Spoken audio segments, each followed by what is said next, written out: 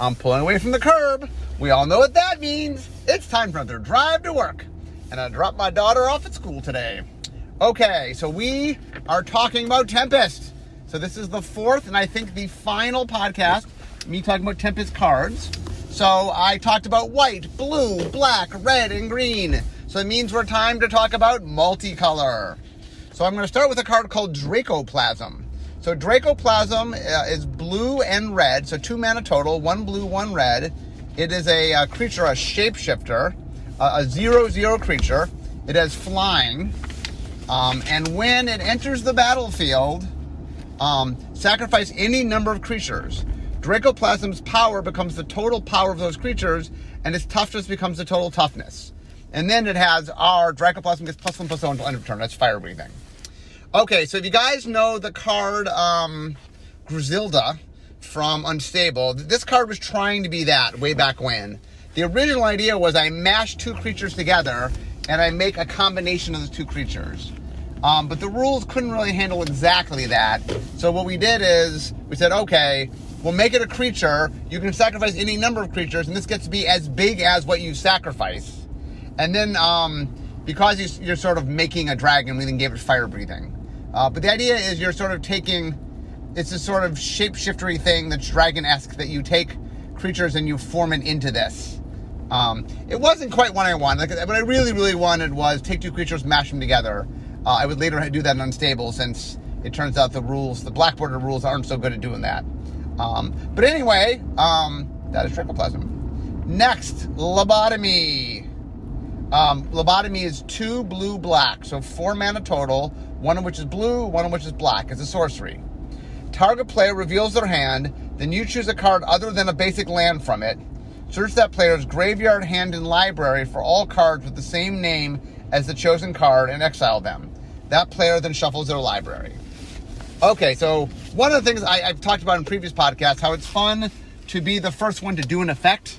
Well, Lobotomy, which is now an effect we do from time to time, this is where it premiered. This is the first time we did it. I think when I made this card, I liked the idea. One of the things that we were definitely doing early on in Magic was trying to encourage you to not always play 4-ofs.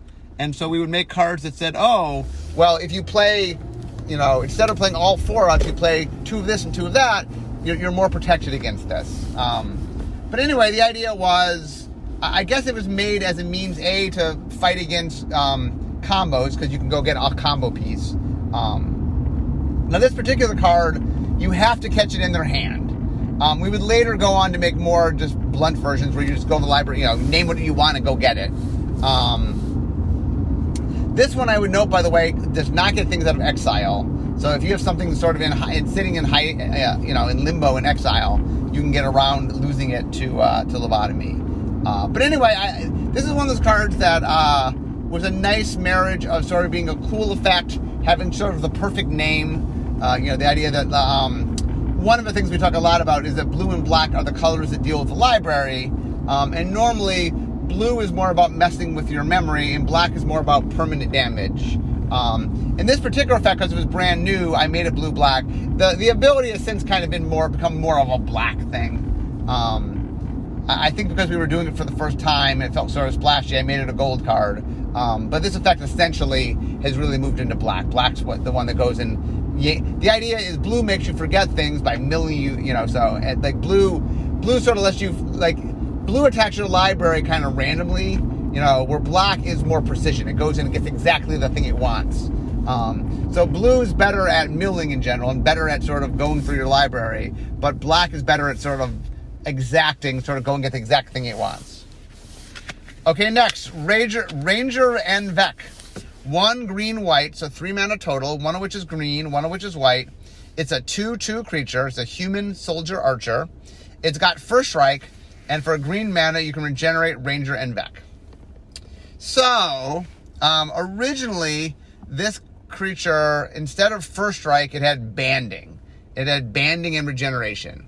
So real quickly, for those that don't know banding, because we haven't made banding in forever, banding was an ability. I'm giving you the shortened version of this, but basically, on attack, you could pick any number of creatures of which all of them had banding but 1, and they could attack as a band. And then anything that blocks one of them has to block all of them. Now, meanwhile, on defense, you could block, you can block with any number of creatures. At least one of them had to have banding. So on attack, all but one had to have banding. On a defense, on blocking, all but one had to have banding. Part of the confusing of the mechanic. It worked differently depending on how you used it. Anyway, so the idea of a bander with regeneration was kind of cool, because one of the things about banding is you, the person who controls the band, gets to choose where the damage goes. So if I attack with a bunch of creatures and you block with a giant creature, I can choose to put all the damage from the giant creature on my littlest creature, let's say, and let all my other creatures survive. So one of the reasons a bander worked really well with regeneration was that I could put the damage on the regenerator and then regenerate it. So it was a very powerful combo. Then what happened was, in between Mirage Block and Tempest Block, we decided to stop do banding. I think Tempest was the first set not to have banding. Banding originally showed up in Alpha, and it was in the set, it's in Magic, it was an evergreen mechanic through Tempest. And then as of Tempest, we removed it as an evergreen mechanic. So we had to change the card. We ended up giving it First Strike, and I'll be honest, First Strike and Regeneration are not the combo that banding and regeneration are. I think we were trying to salvage the card, and we're like, well, we need a white ability. Banding was a white ability. And back in the day, there were a lot less choices of a white ability. White could have Protection, White could have First Strike, White could have, banding, so banding went away. Double Strike didn't exist yet. Vigilance as a keyword didn't exist yet. Lifelink as a keyword didn't exist yet. There were a lot of other things that White would later get. Now, given some of those things existed written out, but I think we were trying to get a keyword here. Anyway, a little bit of a non-bow. If you have First Strike, it's not often you have First Strike that you need to have regeneration. Obviously, I'm not saying it never works. If I attack with my 2/2 First Striker, you're not going to block with anything with power, with toughness 2 or less. But if you block with a bigger creature, at least I can regenerate and not lose it. But yes, it is a lackluster mix. So for those wondering why we made this lackluster card, it really had much higher aspirations and got changed, I think, late in the process. I think we removed banding. I think what happened was the set only had 1 or 2 banding cards, and we're like, you know what, we should just remove banding. And there wasn't a lot that had banding to begin with, so it wasn't that hard to remove it, but that was one of the cards that had changed. Okay, next, Selenia Dark Angel. 3 white black for a flying angel. She is a 3/3 creature, so she's an angel, legendary angel. She has flying, and for 2 life, you can return Selenia Dark Angel to its owner's hand. So the idea is it's a 5 mana 3/3 flyer, and it's very, very hard to kill Selenia Dark Angel, because for 2 life, you can put her back in your hand. So you can say, and it doesn't cost any mana, it just costs life. So unless you're very low on life, it is just very hard to deal with Selenia Dark Angel. So real quick, who is Selenia? She's legendary. So there was a character, one of the Weatherlight crew, was a guy named Krovax, who was a nobleman. He would later get cursed, and Selena's involved in that story, and become a vampire. That's part of his path. But anyway, the way it works, the way the story works, is Krovax, his family had this cursed artifact, and inside the cursed artifact was Selenia Dark Angel, and you could release her, and she served you. She sort of with this artifact, she as an angel was forced to serve whoever, and supposedly it was a cursed artifact. So Krovax ends up falling in love with Selenia, and he frees her from the artifact. But it comes to find out that the curse is not the artifact. The curse is Selenia. And the second that she is let free, she leaves. That, any affection or anything she showed toward Krovax was just sort of a byproduct of being forced to serve him. And not only does she leave him, but sort of the freeing of her is what creates the curse, and it sort of curses Krovax. Now, not only has she abandoned him, which makes him sort of sad, but also The curse upon him sort of brings lots of bad luck, and horrible things happen to Krovax. He eventually joins the Weatherlight crew to go save Sisay. The reason he goes is because he has reason to believe that Selenia is in Wrath, and in order to get there, he's the one that has access to Wrath. I forget the details of it, but anyway, they let him come with them. When they're in Wrath, they finally find Selenia, and Selenia is about to kill Miri, and Krovax, seeing no choice, kills Selenia to save Miri. But that is the thing that finalizes the curse, and then he becomes a vampire. So the killing of Selenia is what sort of curses him to vampirism. But anyway, Selenia we wanted to have an angel in the story. We didn't have an angel on the crew, although the new Weatherlight crew does have an angel, a Sarah angel. So we wanted to have an angel that was tied to the story, so Selenia became part of the story. Anyway, we wanted to make it and put it in the set, so it is here. She's an angel, so she flies, but she's black-white because she's that's her character. Her character very much is a tainted angel, if you will. And so we like the idea of paying life as a means to save her. That felt pretty black. Okay, next, Sky Spirit. 1 white, blue, 2/2 flying first strike. It's a spirit. It's a creature. So this card is interesting. So in Legends, there's a card called Thunder Spirit, which is 1 white, 2/2 flying first strike. It is rare. I don't know why it is rare. For some reason it is rare. All the rare cards in Legends went on the reserve list. So that card is on a reserve list. We're not supposed to make 1 white, 2/2 flying first strike, which is a flying creature. So we decided to make it here, and we color shifted it. So instead of being a mono white card, it's a white blue card. And so it's instead of 1 white, it's 1 white blue. So Sky Spirit was just us redoing Thunder Spirit, but with enough of a tweak. I mean, a tiny tweak, but enough tweak. Being in 2 colors is different from being in 1 color. But we brought it back. Okay, next, Vadi Ildal. So Vadi Ildal is 2 black green, so 4 mana total, 1 which is black, 1 which is green. Legendary creature, human warrior. Tap, until end of turn, target creature has base power 1 or base power toughness 1. So he can change either power or toughness to 1 for the turn, and he is a 3/3. Okay, a couple things about Vadi Ildal. First off, he's a legendary creature, so he is on the Predator, the second in command on the Predator. Grevin, who is second in command to Volrath, is the captain of the Predator. Vadi serves him. In the story, when the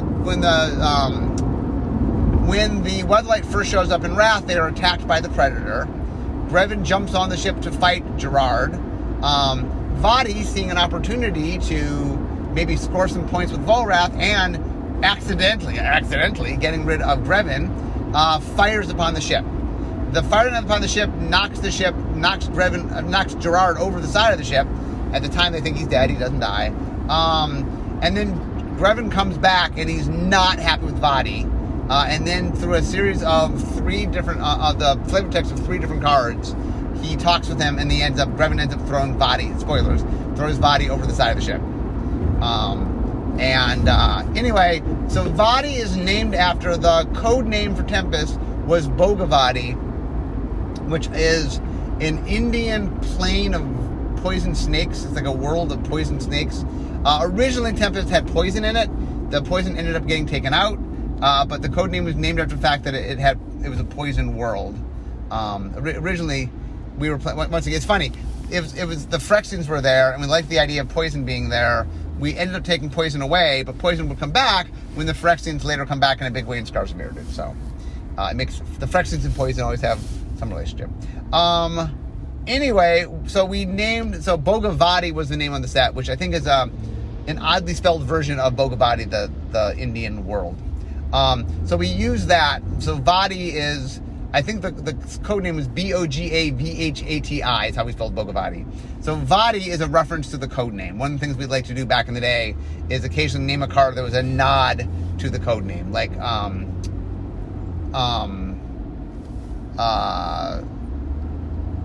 trying to think what the, It might become a good example, but there's a few steps where we've made nods to the code name. This is us making a nod to the code name. So Vadi Eldal is interesting in that we liked his ability. It was kind of cool that he can, reset things. Black green's a little quirky. Probably nowadays this would be blue or blue green. Black green's a little bit odd. But back in the day, black did a little more transformational stuff. Like some of the early stuff, they did Coffin Queen and stuff that did it. So I think we've shifted a little more to blue where it makes more sense. But anyway, the one problem we have with this is Grevin Ilvek kills Vadi Eldal in the story. Grevin Ilvek's a 7/5 menace. The problem is Vadi Eldal has the ability to lower Grevin's power to 1. So if Grevin attacked, Vadi Eldal could block him, tap, reduce his power to 1, and survive. Meaning Grevin wouldn't actually kill him in combat. And if Vadi Eldal really wanted to, he could lower Grevin. In order to block him, you need another creature to block with him because he's got Grevin as menace. But assuming they get in combat, Vadi could also reduce Grevin's toughness to 1 and then have them both die. So Vadi could have them both die, or Vadi could have neither of them die, but there's no real world where they fight in combat and Vadi would die and Grevin would not die.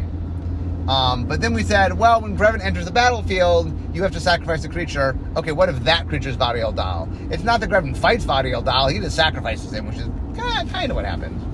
But anyway, that is Vadi Eldal. Okay. Oh, one more thing, by the way. A little fine-tuned thing. When Grevin is filling up the plane with creatures, he grabs a bunch of races. 3 of them, the Core, the Vek, and the Dal, are ones that are successfully transported. And if you are in favor, meaning if the tribe likes you, you're N. So you're N Vek, N Core, or N Dal. Means that you are, like, N Core means you are of the core people and the core people like you. And if you're not, if you've been sort of kicked out of the group, you're ill. So Vadi Eldal means that he's from the Dal and he is on the outs with the Dal. So Grevin Ilvek, for example, he is from the Vek originally before he got experimented on by Volrath. So he is from the Vek, but he's out of favor with them, so he's Ilvek. Meanwhile, Oracle N Vek is from the Vek, but in favor with them, so it's N, Oracle N Vek. That was the naming convention that Michael and I came up with. Okay, now we get to artifacts. Booby Trap. 6, artifact. As Booby Trap enters the battlefield, choose an opponent and a card name other than a basic land card type name. The chosen player reveals each card they draw. When the chosen player draws a card with the chosen name, sacrifice Booby Trap. If you do, Booby Trap deals 10 damage to that player. Okay, so there's a card in, I think it's Unhinged, called Letter Bomb. And what Letter Bomb is you take the card when you cast it and you shuffle it into your opponent's library, and when they draw it, it explodes and does, I think, 19 damage to them. This was Letter Bomb. Literally, it's called Letter Bomb. Mike Elliott made it. It's called Letter Bomb. It was a very sweet card, but the shuffle the card into your opponent's library just wasn't something Black Border did. So we made a Black Border version of it, which is, okay, I'm naming a card, and when you draw the card, boom, it explodes. Now, instead of, like in the way Letter Bomb works is you shuffle this card in, so they draw this card. So the way Booby Trap works is you have to name a card. So you kind of got to know what they're playing in their deck. The one nice thing about Booby Trap is if you're aware of what they're playing and aware of something they're playing in 4 of, your odds of it going off are much higher. That's why it does less damage. It does 10 damage and not 19 damage. But anyway, this was Letter Bomb, and it had to change. Bottle Gnomes. Bottle Gnomes cost 3. They're artifact creatures. They're gnomes. They're 1/3 creatures, and you can sacrifice them to gain 3 life. I think reinforcements or refreshments is the flavor text. Bottle Gnomes were a very popular little creature. The 3 mana for a 1/3, and the fact that you can sack them for life for free without any mana. They actually showed up a little bit in some tournament play.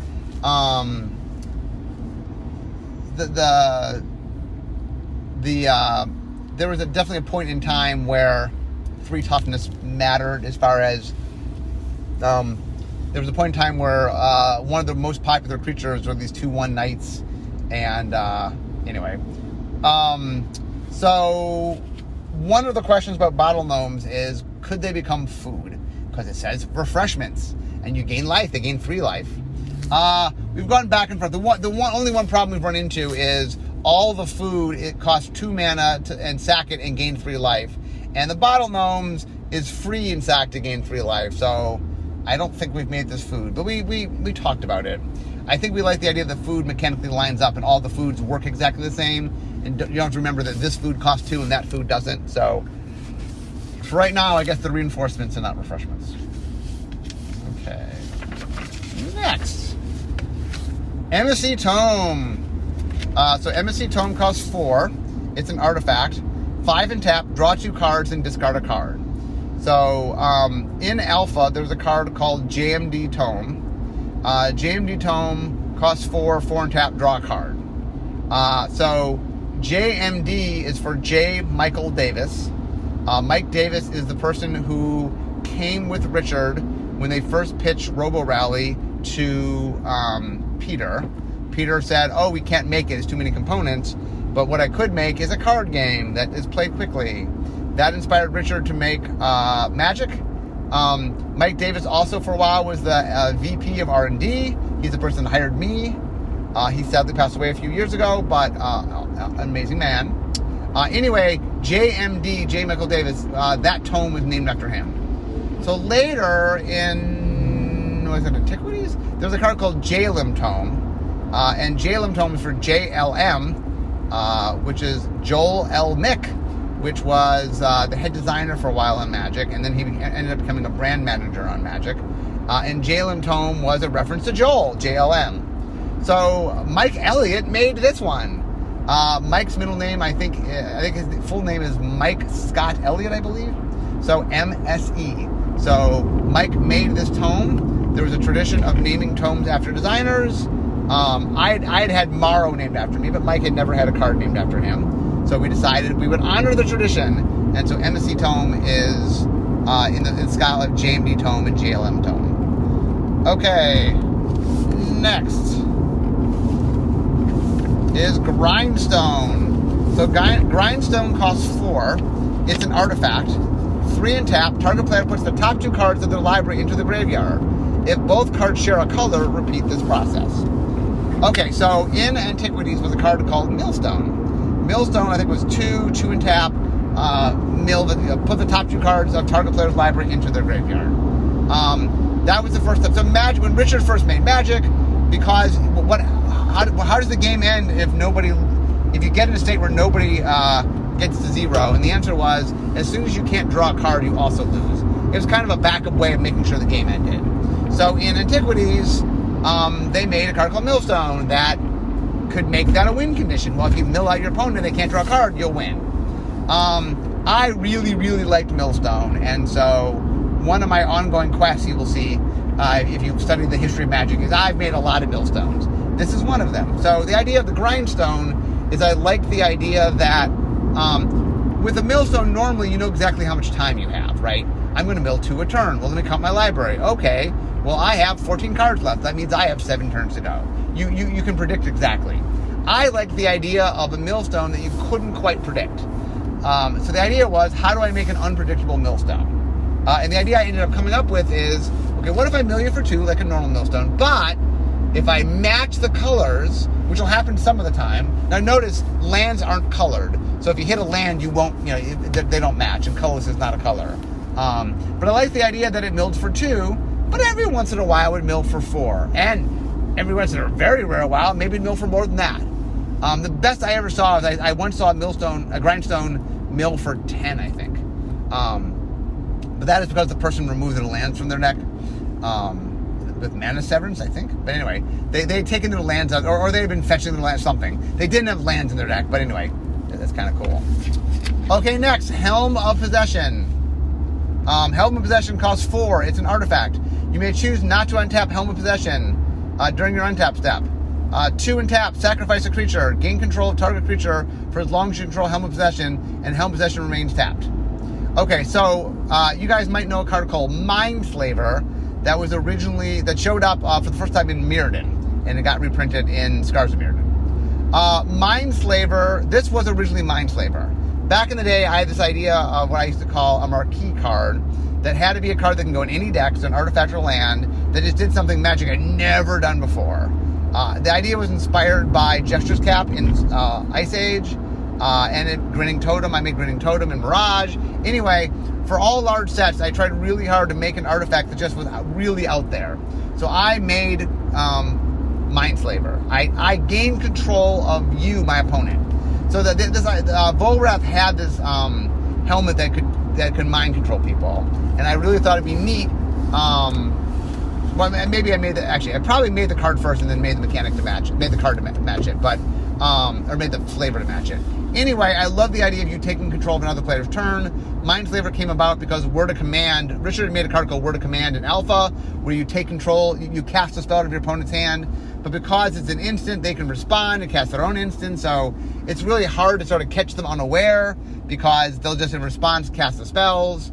So the idea of Mindslaver was that I would take control of your turn next turn, so you could do what you want on this turn, but A, you're going to draw a card that you won't know, and B, you might not have all the mana, but next turn on your turn, I'll untap it, I'll have all access to all your mana. Anyway, the rules manager at the time said it could not be done. There was issues with it also because of mana burn. There was issues. I didn't think the mana burn issue was all that big, but anyway, we found out after art had been commissioned that we couldn't use Mindslaver, so it had to be Volrath's helmet that took control of people, so we ended up making it a control magic variant to gain control of target creature. So what we did to make it try it a little more fun is it's repeatable, but it requires you to sacrifice a creature. So you can and you can only steal one creature at a time. But the idea is you can steal a creature, when that creature dies, okay, steal the next creature, and hopefully you're trading away little tiny creatures for bigger creatures, because the creature you sack is one of your smallest creatures, and the creature you steal will ideally be your opponent's best creature.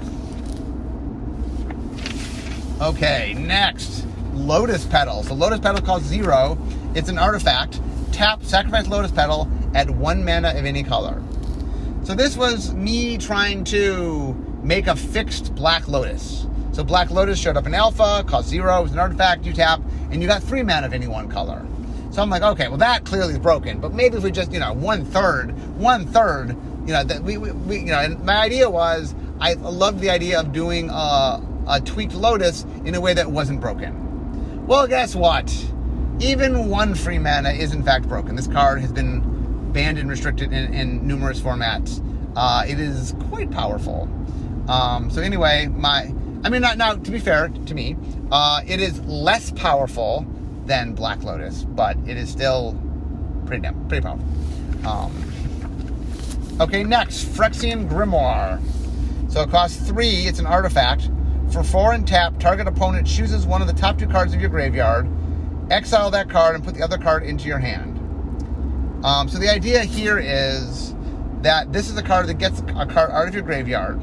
Now, something I think that Tempest block was the last block that cared about graveyard order. Notice that this card cares about the top 2 cards in your graveyard. For a while in Magic, we had cards that cared about what was the top card of your graveyard, or what's this in your graveyard with another card on top of it, stuff like that. We decided that having to track your graveyard was more hassle than it was worth. So after Tempest, we made a general ruling that said we're not going to care about graveyard order anymore. We can care about the graveyard. You can care about something being in the graveyard, but we don't care about its position in the graveyard. The idea here is that I have the ability to sort of dig up stuff that's in my graveyard, but a couple things. One is, I don't have exact choice because of the top 2 cards, I get sort of the second best of the top 2 cards. My opponent's going to pick the one he doesn't want from me. But it allows me to get card advantage, but not... One of the things about getting cards out of the graveyard, if you can keep getting the same card out of your graveyard, it gets repetitive play. And so the idea here was, how can I let you get cards out of your graveyard, but in a way that won't be repetitive play? And the idea is, if I get something that's very valuable for me, once I play it once, my opponent goes, ooh, that's I don't want that, they'll get rid of it.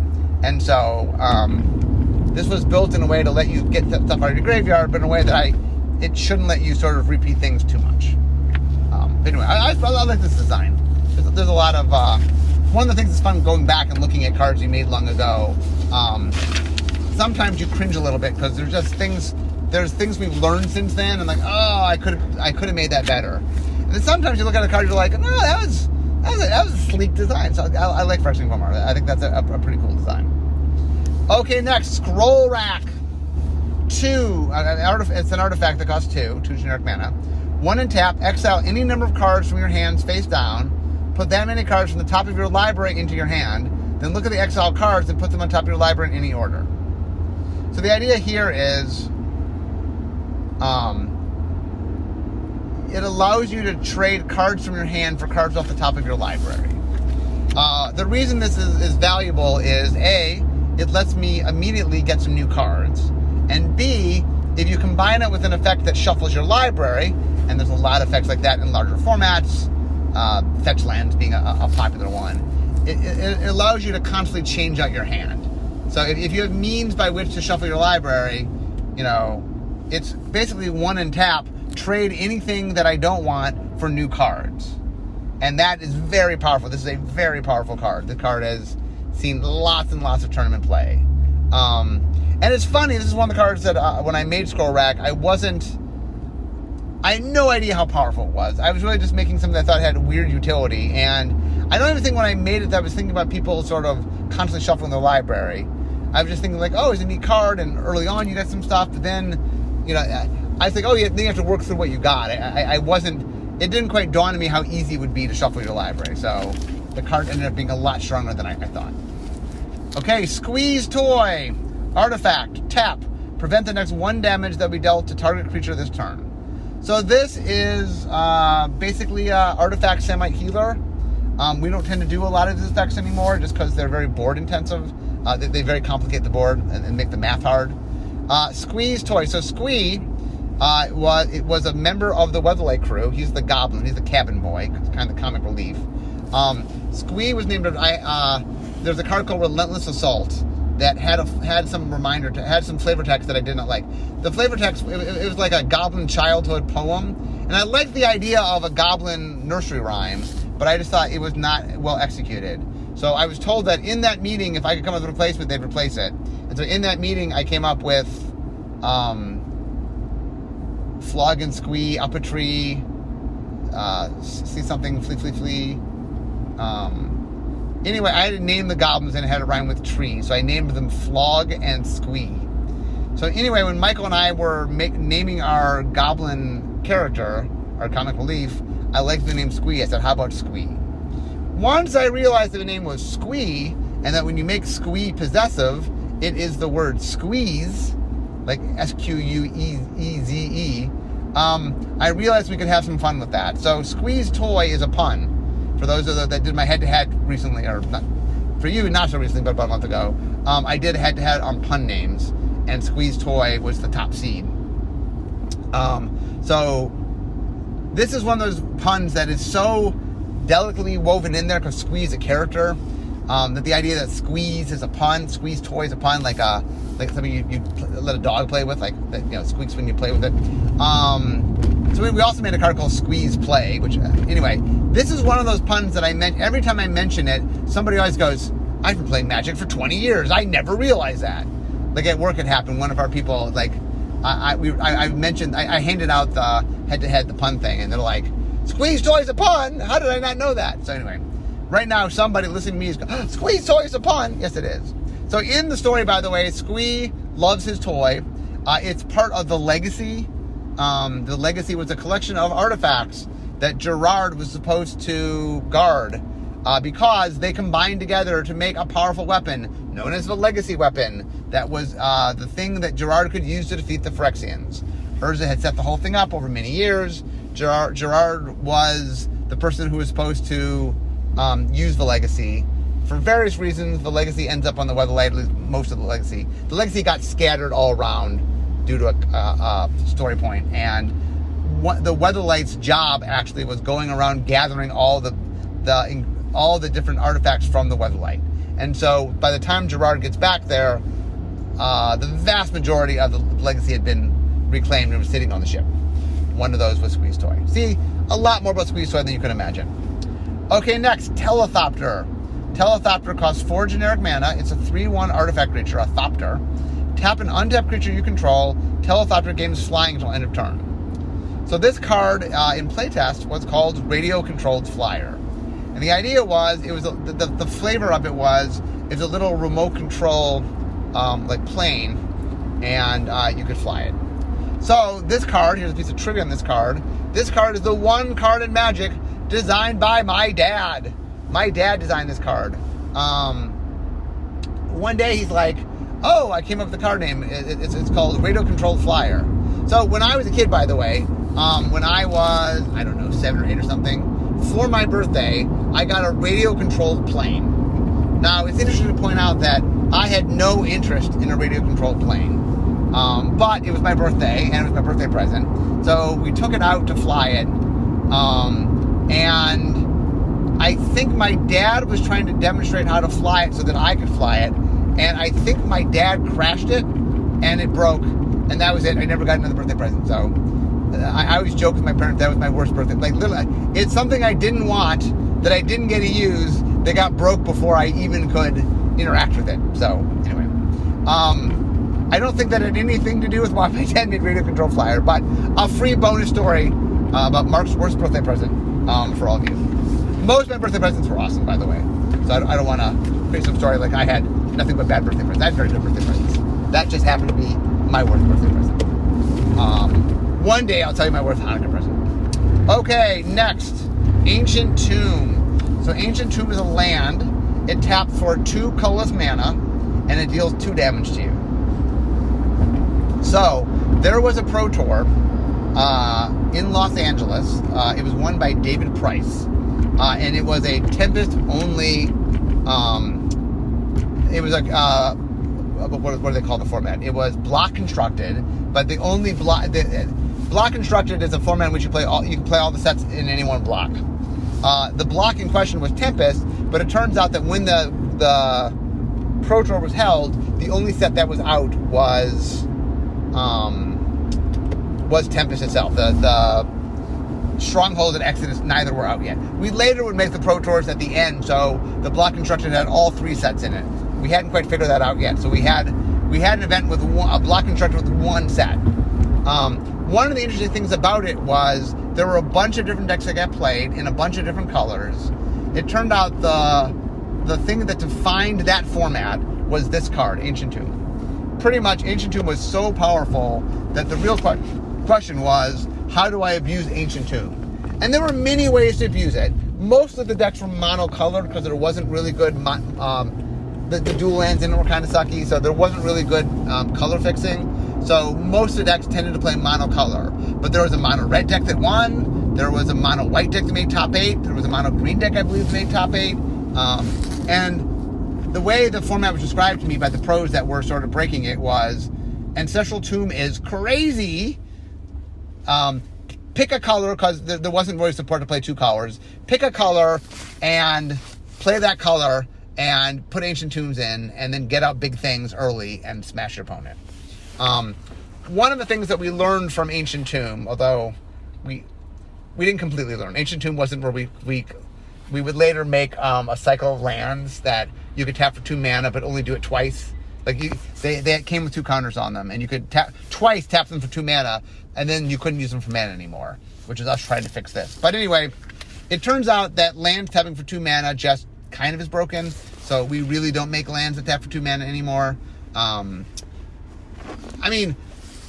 If we make a land that taps for 2 mana, you need to give up another land. Like, we will make lands that tap for 2 mana that require you to, like, boomerang another land or something. So, yes, you have 2 mana, but you had to give up mana to get it. But we do not give you land anymore that's a single land drop that gives you 2 mana without sort of making you give up access to other mana. And Ancient Tomb was a good example of just sort of how busted that was. Okay, next, Ghost Town. So Ghost Town is a land, taps for colorless, 1 colorless mana. Tap, return Ghost Town to its owner's hand.